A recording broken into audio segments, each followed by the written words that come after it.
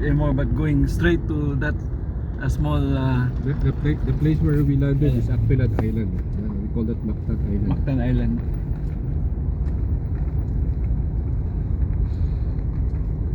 So this is the main Cebu Island. Yeah, the mainland. And to your left is, of course, Edward.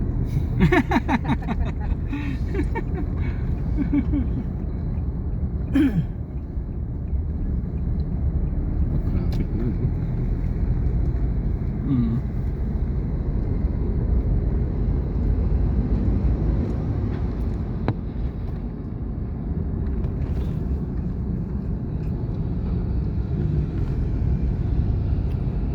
Naka-check-in na kayo?